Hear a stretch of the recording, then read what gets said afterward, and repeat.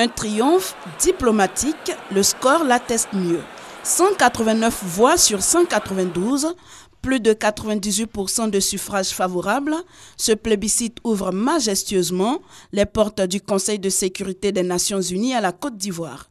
À compter du 1er janvier 2018, et ce pour 2 années, la Côte d'Ivoire va y siéger en qualité de membre non permanent, résultat d'un lobbying démarré sur des chapeaux de roue il y a 1 an. Tout a commencé en septembre 2016. Alassane Ouattara annonce à la tribune des Nations Unies la volonté de son pays de briguer un siège au Conseil de sécurité. Mon pays a décidé de se porter candidat à un siège de membre non permanent du Conseil de sécurité des Nations Unies pour la période 2018-2019. La CEDEAO puis l'Union africaine ont endossé cette candidature. Je voudrais à cet égard appeler l'ensemble des États membres de notre organisation à soutenir la candidature de la Côte d'Ivoire.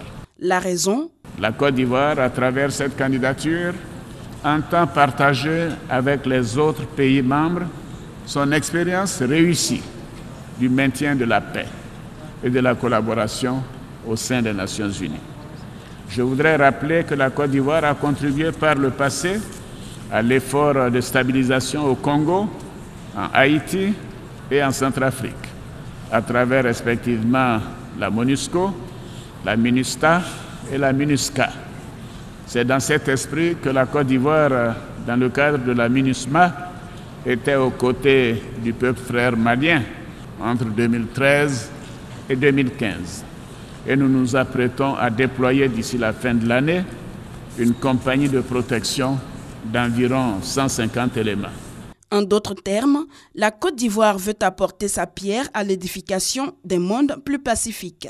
N'est-ce pas là la raison d'être de l'ONU ? La candidature actée, le rouleau compresseur diplomatique se met en marche. L'offensive est en direction des institutions internationales, des pays qui comptent et des pays qui votent.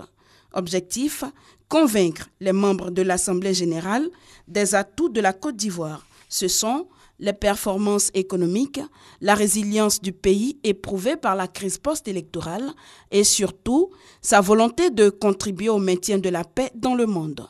L'Union africaine au sein de laquelle la Côte d'Ivoire a fait ses preuves endosse cette candidature.